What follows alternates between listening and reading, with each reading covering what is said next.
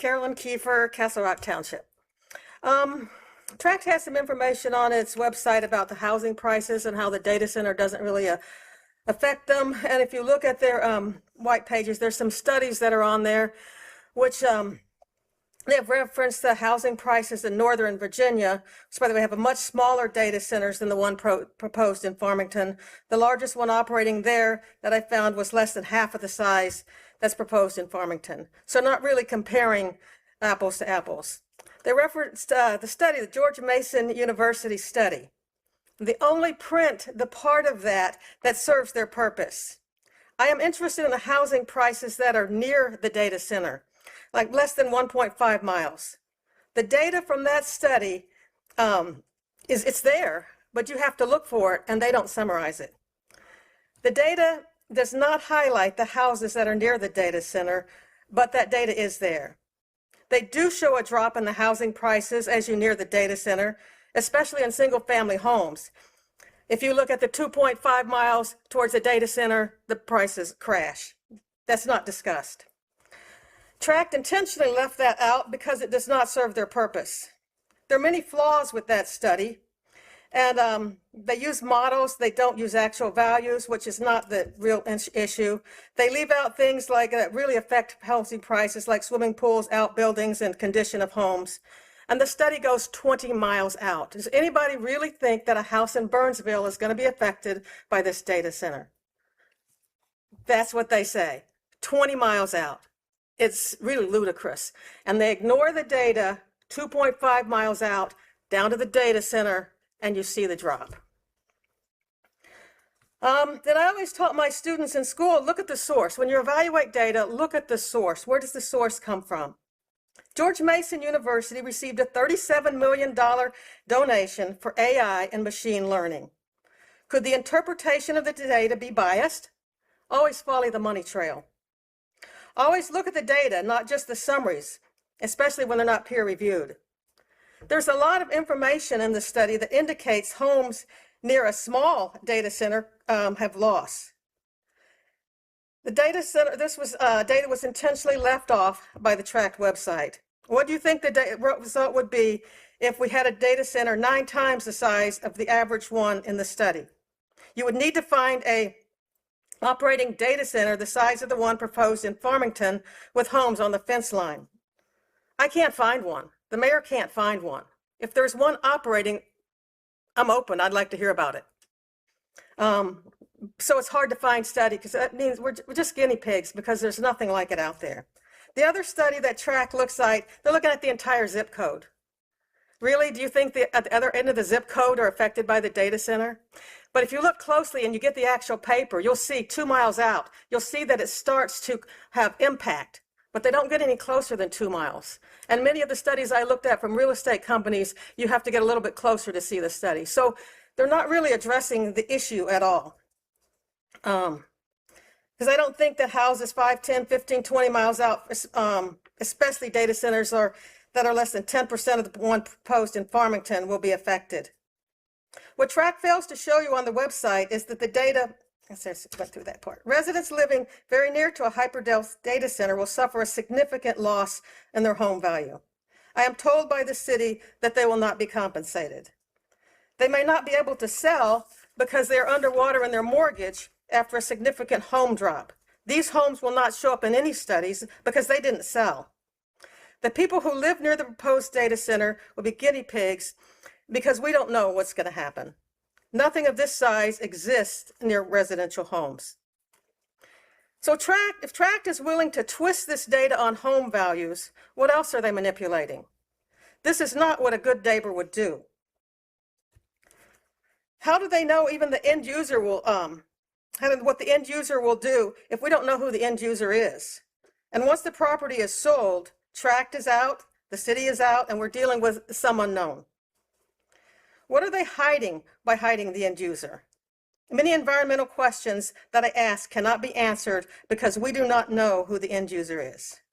The more permits that are given and the more that is done on the property, the harder it is to stop the process and to understand the process and to have any environmental regulations. Mike Kiefer, Albatross Circle, Castle Rock Township. Several years ago, most of the United States, cities, towns, were all caught up in the lure of hyperscale data centers. Still, a lot of places all excited about it. AI's coming to town. We're going to have a hyperscale data center.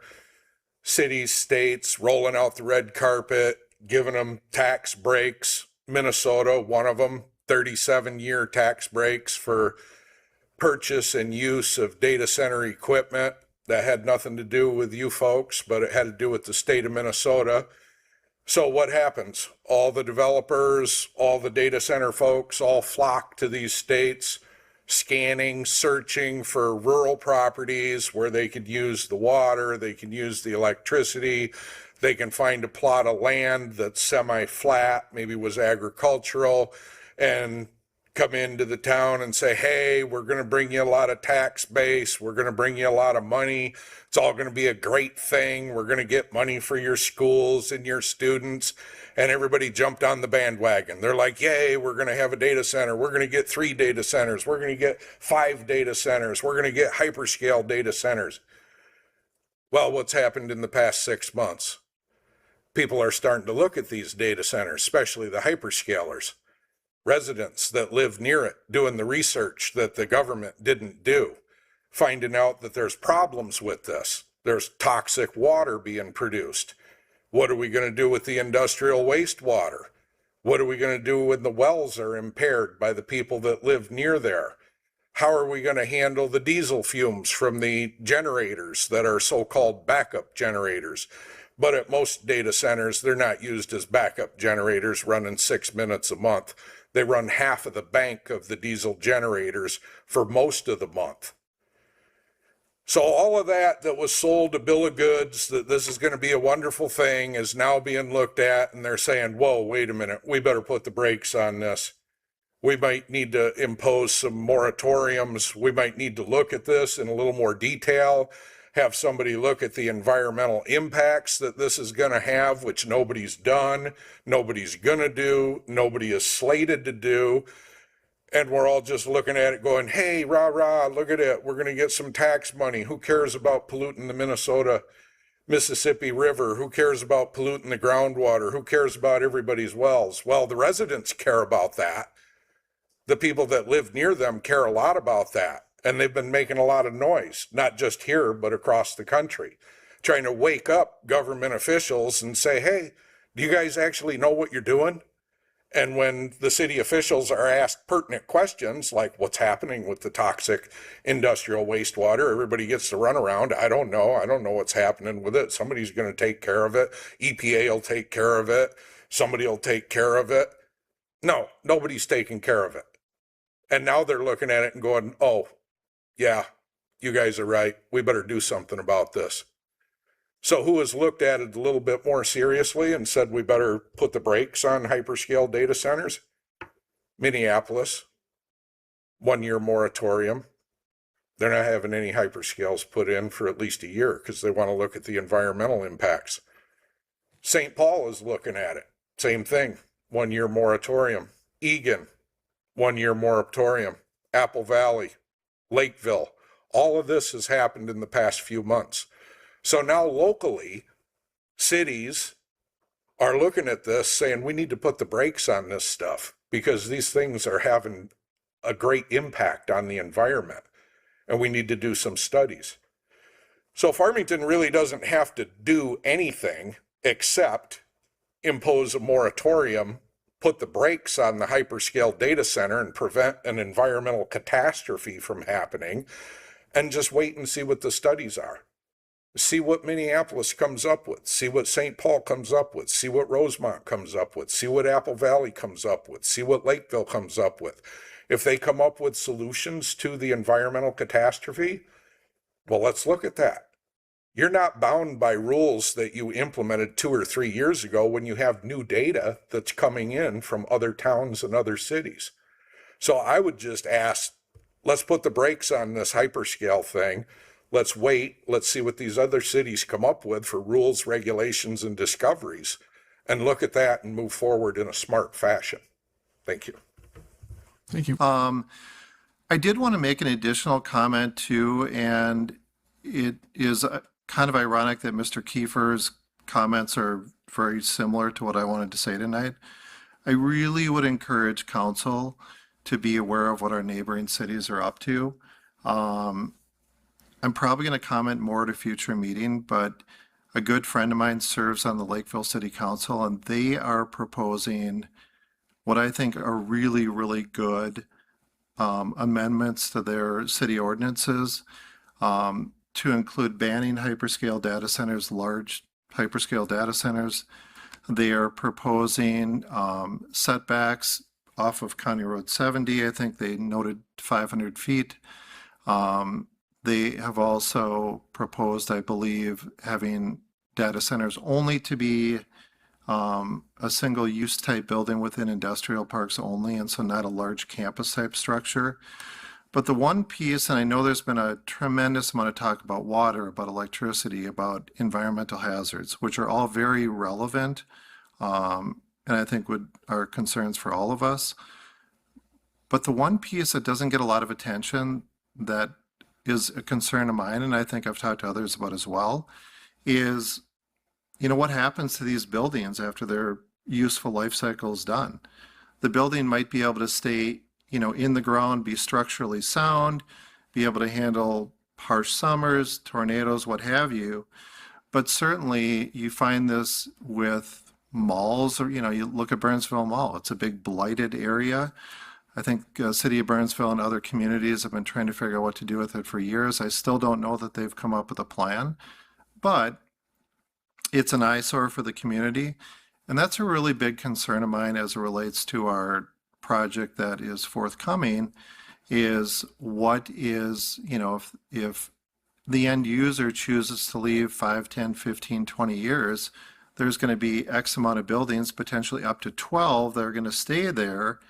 And so what Lakeville is doing in response to that is, and again, this is all theoretically being talked about right now, you know, just 5 miles west of us, is having a decommissioning fund to say, okay, here's what we're allowing, here's what the ordinances are going to look like, and we want some kind of a fund or payment mechanism so that way, if this is no longer a data center, you know, it can be repurposed into something different, which I think is a phenomenal idea.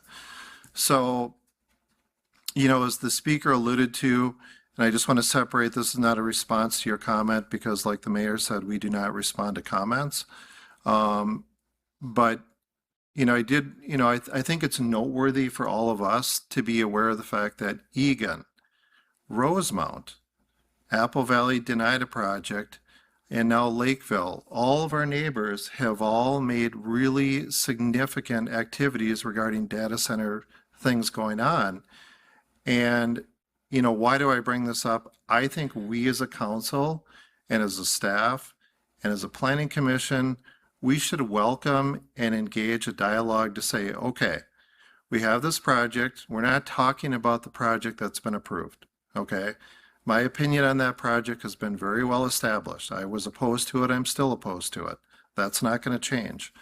But I think going forward, the residents should expect that we have a good game plan. Do our ordinances match what we want to do? Like anything else, we have ordinances for residential, for business, for everything else. And I think a really good discussion with our other governing groups makes a ton of sense. And that's why I do favor a moratorium. I think it would be reasonable to look at a moratorium.